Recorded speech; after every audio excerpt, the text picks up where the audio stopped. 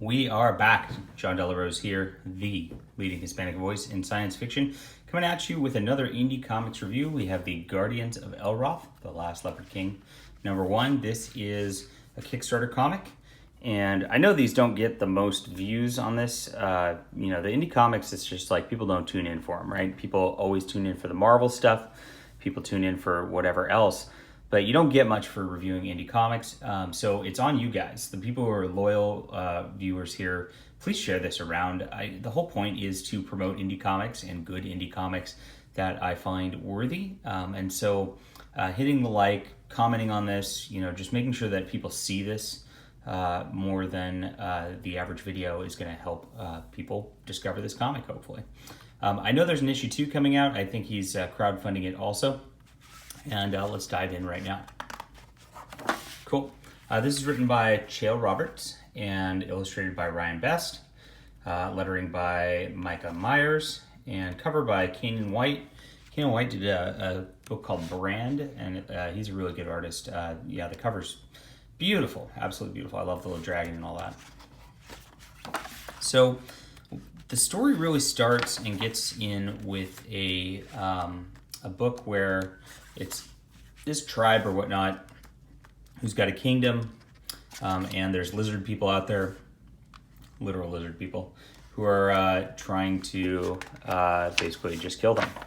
And so we learn about that. We learn there's this warrior guy here, and he's rescuing some folk, comes back, and we get him talking with this gal who he seems to have some sort of like relationship tension with. She's a shaman. She doesn't like the way he goes about doing business or whatnot.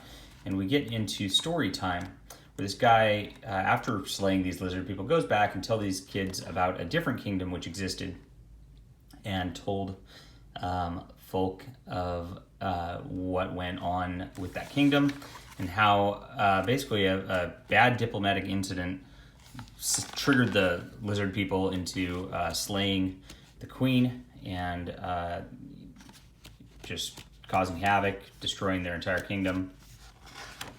And that's about as far as we get in the first issue. So it's to be continued right here. And this all takes place in the past. The current situation, it looks like there's a different kingdom which has been standing for a while, which is having folk attack. And then we get a little preview of a volume 2. So overall, very simple story, very good fantasy story. A kingdom versus some lizard people is a nice conflict.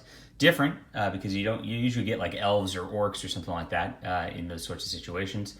But it works. I mean, so you get this a very nice scenery here, very nice background, and intriguing characters all the way around. You definitely can tell the characters apart, which I appreciate. You can't always do that in indie comics.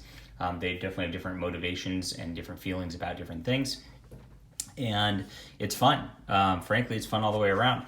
The art is definitely indie fare. But I like a little lettering with like the scroll type of setup, of course. But it's good, and it didn't distract me at any point during the book. So very fun stuff. I enjoyed it, and I will be reading #2. I hope you'll check it out also. It says in the back that Volume 2 was actually going to be hitting crowdfunding in late 2019. I don't know if that's actually happened or not. So if you watch the channel and you're seeing this review, let me know and let people know where they can pick this up. Cool. All right. Thanks. This has been Indie Review. Remember, hit the like and subscribe button.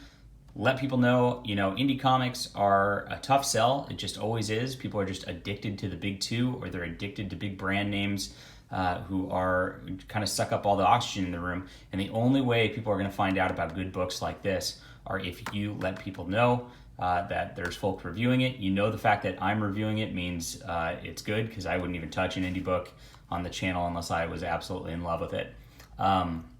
And I do that for a reason, because if I don't like an indie book, I don't want to harm somebody's potential sales. I don't want to do anything like that. And so I'd rather just leave it alone. If I do like it, I want to highlight it so that people know where to find it and people know what's going on. And this is how we're going to promote indie comics in the future. I want everybody to succeed, whether I like it or not, whether it's for me or not. But the ones that are for me and the ones that I hope my readership will also like, I want to highlight on here. Okay, cool. Let me know what you're reading. Are you reading any indie books right now? This is a good place to talk about that and to promote things going forward. And I hope we have a great 2020, and I hope that Guardians of Elroth kills it in the next go around. This is a very worthy book, and I'm excited to see where it goes. See you guys.